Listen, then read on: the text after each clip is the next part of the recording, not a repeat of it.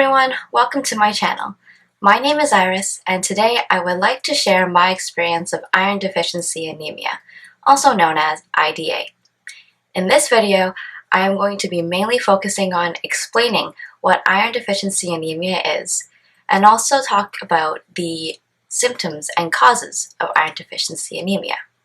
If you would like to learn more about my treatment and recovery process for iron deficiency anemia, you can click on the link in the description box below. But without further ado, let's get to today's video. What is IDA? IDA is a condition in which the body lacks iron and healthy red blood cells. As a result, the body has less oxygen. Some common symptoms of IDA include fatigue, weakness, pale skin, dizziness, shortness of breath, fast or irregular heartbeat, hair loss, tingling and crawling feeling in the legs, and cold hands and feet. IDA is actually a condition that progresses slowly over time. In fact, IDA is one stage of the spectrum of iron deficiency. In this spectrum, the first stage is called iron depletion. This is where the iron stores are low, but there aren't any physical symptoms yet. By the second stage, this is called iron deficiency. There is a low storage of iron, less red blood cells, and low energy. By the third stage, this is called IDA. Iron storage completely used up. There is a lack of healthy red blood cells, and symptoms will begin to worsen. During the first two stages on the spectrum of iron deficiency, you aren't likely going to notice symptoms, and you won't attribute that to iron deficiency. In my case, when I started getting hair loss and also some fatigue, like low energy, I attributed these to stress and exhaustion from schoolwork, so I didn't think I was iron deficient. Upon reflection, I believe I started having low iron stores and low energy in 2017. I had some pale skin. I had a fast heart rate just going up and down the stairs, and it had this pounding feeling once I got to the top or the bottom of the stairs. I thought originally this was just because I was unfit. I hadn't been exercising or being active during my undergraduate studies, so I didn't think I was iron deficient. It was just I wasn't having good stamina because I hadn't exercised. I also had tongue soreness and swelling just out of the blue. My doctor said that it could have been geographic tongue, same as my dentist. And I just kind of let it go because it's a benign condition. You don't really need any treatment for it. It usually goes away on its own, and it might come back whenever. But yeah, I didn't think it could have been the iron deficiency that was causing that kind of swelling and soreness.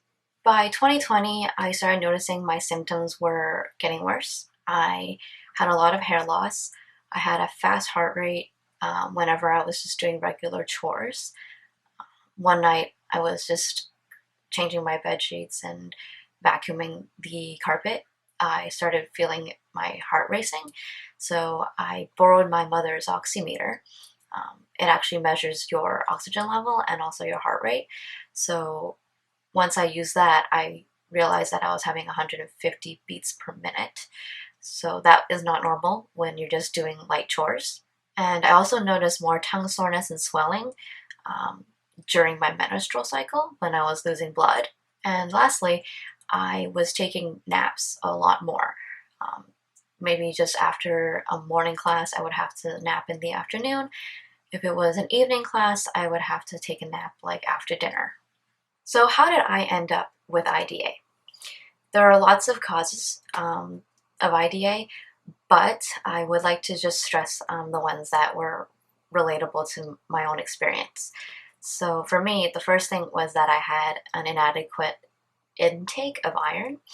I started noticing in my last 2 years of undergraduate studies that I ate less meat. It wasn't on purpose, it was just I was relying a lot on takeout, so the restaurant restaurants nearby, and also just my own preferences for food. I was just eating a lot of pizza, pasta, and rice bowls, and these didn't have a high amount of meat in them, unfortunately. And I didn't know that this was like detrimental to my body. I was just really busy with schoolwork, and I wanted like some quick and efficient meals that I can pick up and just have. The second reason for my IDA was poor iron absorption. I had the habit of drinking coffee and tea with or right after my meals. Typically, I would have my coffee in the morning with breakfast, and then tea during dinner or right after dinner. And this is not a good habit to have because tea and coffee actually contain polyphenols, and these actually inhibit the absorption of iron. Iron absorption is also related to intake of vitamin C. In my case, I was lacking vitamin C in my daily life. I was neglecting having fruits every day, and also I didn't drink a lot of fruit juice either. So that's overall why I had really poor iron absorption. The third reason for my IDA is menstruation, specifically heavy periods. Actually, I didn't used to have heavy periods. It started just randomly in June 2020 when my periods just suddenly got heavier. There were more clots, and they were lasting longer as well. It was a quite strange experience, and this was probably the main cause of my IDA, making it really severe, and me having to go in and out of the ER a lot during the pandemic. So with the blood loss and everything, and also my poor diet habits, I was lacking iron intake and also iron absorption. So all three of these things kind of work together to create that IDA situation for me. Hopefully through this video, I was able to help those who were unfamiliar with IDA understand more about the condition and its progress. Also, the causes and symptoms that I've outlined, hopefully that is helpful for those who are in a similar situation.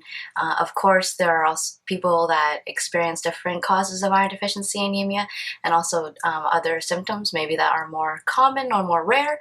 So it is best to meet with your family doctor to discuss your causes and your way of treatment for IDA. And yes, do not self-diagnose.